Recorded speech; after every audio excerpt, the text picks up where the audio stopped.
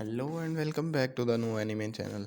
और स्वागत है आप सभी का न्यू एनिमे एक्सप्लेनेशन चैनल में। और आज हम एक्सप्लेन करने वाले हैं डॉक्टर स्टोन के सीजन 3 के पार्ट 1 को। तो एपिसोड 1 में हमें दिखाया जाता है एक हॉट बलून जिसपे सेंकू, क्रोमा और एक नया कैरेक्टर होता है जिसका नाम नानाकी होता है। ये तीनों कहीं जा रहे होते हैं और सेंकू वहाँ पे एक विलेज को देख के कहता है, इसको देख के तो मेरी पुरानी यादें ताज़ा हो गई हैं और मुझे बहुत ही ज़्यादा अच्छा फील हो रहा है। जिसपे नानाकी कहता है कि ये गांव बहुत ही ज़्यादा प्यारा है और मुझे इसकी हर जगह चाहिए, ज़मीन, पत्थर, पहाड़, नदी, नाले, सारा कुछ चाहिए। इस पे क्रोमा को गुस्सा आता है और वो कहता है कि ये सिर्फ तुम्हारा गांव नहीं है, ये वहाँ पे जो लोग रहते हैं उनका भी गांव है, तो उनका भी इस पे हक है। थोड़ी ही देर में वो वहाँ पे लैंड कर जाते हैं और सेंकू नीचे उतरता है और उसको देख के बच्चे बहुत ही ज़्यादा खुश होते हैं क्योंकि उसका स्वभाव बहुत ही ज़्यादा नर्म होता है और हर बंदा उसके साथ रहना पसंद करता है। इतने में हम देखते हैं कि यूही और आ जाती है और वो नानाकी को गांव घुमाने का कहते हैं और नानामी भी इस पे मान जाता है और उनके साथ चलने लग जाता है। और इस जाने के बाद वो सबसे पहले जाते हैं सेंकू की साइंस लैब में, जिसपे उसको पता चलता है कि सेंकू बहुत ही बड़े मिशन पे है और वो पूरी इंसानियत को दोबारा से जिंदा करने के लिए काम कर रहा है। और ये देख के वो बहुत ही ज़्यादा इम्प्रेस हो जाता है। नानामी बहुत ही ज़्यादा एक्साइटेड हो जाता है और वो कहता है कि मैं भी सेंकू की मदद करूंगा। और वो खिड़की से बाहर देखता है और देखता है कि क्रोमा बता रहा होता है कि हमारी शिप तैयार होने ही वाली है और उसका ढांचा तैयार हो चुका है। जितने में हमें पता चलता है कि नानामी भी पहले शिप पे ही कोई काम करता था, मीन्स उसे शिप का बहुत सारा आइडिया है। हमें पता चलता है कि ताइजू और उजोरिया भी इसमें मदद कर रहे होते हैं और गांव के बाकी लोग भी इनकी नाव बनाने में इनकी मदद कर रहे होते हैं। इनका मिशन होता है कि जब ये नाव बन जाएगी तो ये ओवरसीज के लिए निकल जाएंगे। सीन चेंज होता है और शाम पे आ जाता है और हमें दिखाया जाता है कि रोमा बहुत ही ज़्यादा खुश होता है अपने खाने को देख के क्योंकि आज का खाना बहुत ही ज़्यादा स्वादिष्ट बना होता है। वहीं पे नानामी बहुत ही ज़्यादा तारीफ कर रहा होता है, खासकर लड़कियों की। वो भी खाने के लिए बहुत ही ज़्यादा एक्साइटेड होता है, लेकिन जब उसे पता चलता है कि खाने में सिर्फ और सिर्फ मछलियाँ हैं तो उसका दिल टूट जाता है। पर कोई नहीं, जैसे जैसे करके वो खाना खा लेता है। खाने के दौरान हमें पता चलता है कि सेंकू और नानामी कहते हैं कि हम बहुत ही वर्ल्ड टूर के लिए निकल रहे हैं और हम फ्यूल को भी ढूंढेंगे और जब हम वर्ल्ड को एक्वायर कर लेंगे तो हमारे पास तरह तरह के खाने होंगे खाने के लिए, तो हमें सिर्फ मछली से गुजारा नहीं करना पड़ेगा। सीन चेंज होता है और हमें दिखाया जाता है कोई का नानामी और सेंकू हॉट एयर बलून की मदद से हवा के जरिए सफर कर रहे होते हैं। उनका मकसद होता है कि वो पूरी लैंड का नक्शा बनाएं और इसके साथ साथ वो हंटिंग भी कर रहे होते हैं। जबकि हमें जमीन के मंजर दिखाए जाते हैं और हमें पता लगता है कि क्रोमा और योकिया ये भी सेम काम कर रहे होते हैं लेकिन लैंड पर रह के, और योकिया यहाँ पे हंटिंग भी कर रहा होता है। और यहाँ पे हमें दिखाया जाता है कि एनिमे के एनिमेशन चेंज हो जाते हैं और ये कुछ माइनक्राफ्ट की तरह लगने लगते हैं। वैसे कमेंट में जरूर बताना कि माइनक्राफ्ट किस किस को पसंद है। शाम को जब वो इकट्ठे होते हैं तो उन्होंने काफी ज्यादा हिस्सा बना लिया होता है मैप का और वो ये चीज़ दिखाते हैं गांव वालों को और गांव वाले ये देख के बहुत ही ज़्यादा हैरान होते हैं और खुश भी बहुत ज़्यादा हो जाते हैं। जिससे हमें दिखाया जाता है कि नानामी बहुत ही ज़्यादा खुश होता है क्योंकि आज उन्होंने हंटिंग की होती है जिसकी वजह से उसे मीट खाने को मिल रहा होता है। और इस बात पे गांव वाले भी बहुत ही ज़्यादा खुश होते हैं और कुछ एल्डर्स तो ये भी कहते हैं कि आप लोग का बहुत शुक्रिया, आपकी वजह से अब फूड की शॉर्टेज नहीं है और अब हम में से कोई भी भूखा नहीं मरेगा। जिसको सुन के नानामी और सेंकू दोनों ही सीरियस हो जाते हैं। जहाँ पे सीन चेंज होता है और सुबह का टाइम हमें दिखाया जाता है और कोहाकू, नानामी और सेंकू दोबारा से हॉट एयर बलून में बैठ के कहीं जा रहे होते हैं। नानामी बोलता है यहाँ के लोग इसलिए मर रहे थे क्योंकि यहाँ पे फूड की शॉर्टेज हो जाती थी, लेकिन अब ऐसा नहीं होगा क्योंकि हम अपनी जी जान लगा देंगे इन लोगों को बचाने के लिए। जिस पर कोहाकू भी इस बात को पे एग्री करती है कि पहले यहाँ पे बहुत सारे लोग रहते थे लेकिन जब से फूड की शॉर्टेज होने स्टार्ट हुई है बहुत सारे लोग गाँव को छोड़ के चले गए हैं। और वो सब इस बात पे राजी हो जाते हैं कि वो सबसे पहले रिसोर्सेज ढूंढेंगे, उसके बाद अपने एग्रीकल्चर स्टार्ट कर देंगे। जिसपे सेंको और नानामी के जेन में एक इवल प्लान आता है और वो कहते हैं कि हम सबसे पहले वीट ढूंढेंगे और उसको बेच के हम बहुत ही ज़्यादा अमीर हो जाएंगे। जिसको सुन के कोहाकू हमें थोड़ी सी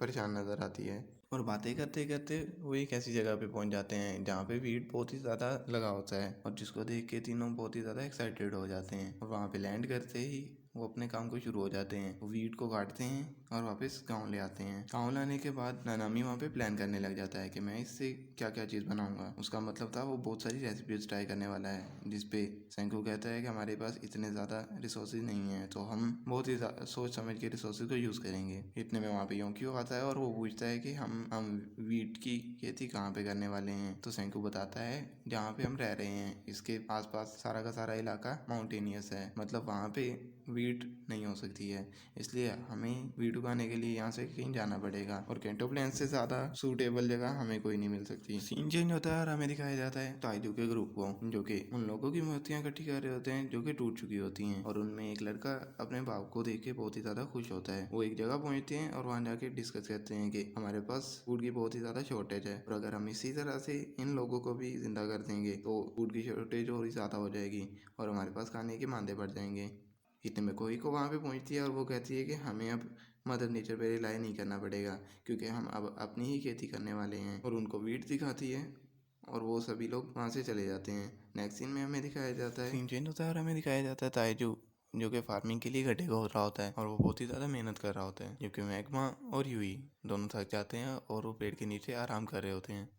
इतने में वहाँ पे यूजेरिया आती है जो कि एक हैट बना के लाती है और गैन हैट को देख के बहुत ही ज़्यादा खुश होता है और उसकी बहुत ही ज़्यादा तारीफ करता है और उसके ज़हन में एक आइडिया आता है कि इन लोगों को कैसे मोटिवेट करना है। और वो कहता है कि हम सबको पता है कि सेंकू साइंस की दुनिया का बादशाह है और हम सब इस बात को एडमिट करते हैं, लेकिन हमें फार्मिंग की फील्ड में भी किसी न किसी को किंग बनाना होगा ताकि बाकी सब उसका ऑर्डर माने और काम अच्छे तरीके से हो। और वो कहता है कि ये सिर्फ इसी तरह पॉसिबल है क्योंकि ये हैट पहनेगा वो फार्मिंग का किंग होगा और ये और कोई नहीं होगा, वो बंदा हो सकता है जो सबसे ज़्यादा मेहनत करेगा। जिसको सुन के वहाँ के सारे लोग भी मोटिवेट हो जाते हैं और मैग्मा और यूई भी बहुत ही ज़्यादा तेज़ी से वहाँ पे फार्मिंग करना स्टार्ट कर देते हैं और वो इसी मोटिवेशन के साथ फार्मिंग करना स्टार्ट कर देते हैं। लेकिन और मैग्मा और यूई भी बहुत ही ज़्यादा मेहनत कर रहे होते हैं, लेकिन हम देखते हैं कि ताइजू थकता नहीं है। वो कहता है कि जब मैंने इस लड़के को देखा जो कि अपने बाप को देख के बहुत ही ज़्यादा खुश हो गया था, क्योंकि मेरी खुद की फैमिली नहीं है तो मैं इस बात को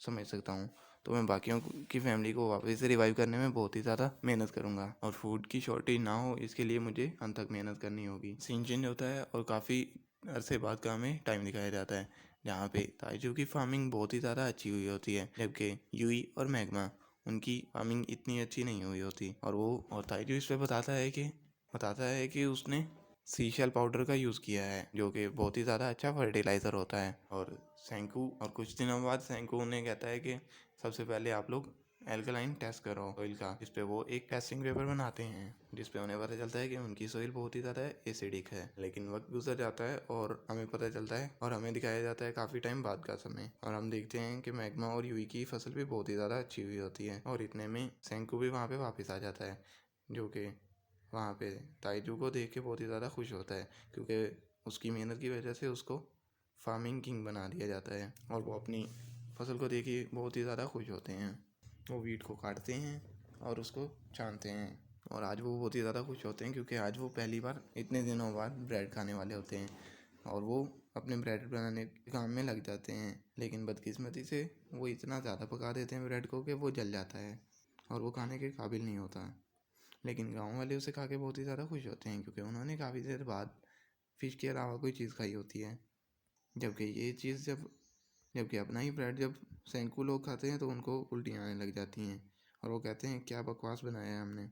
और अब उनका नेक्स्ट मिशन होता है कि उन्होंने एक शेफ़ ढूंढना है जिसको ब्रेड भी बनाना आता हो।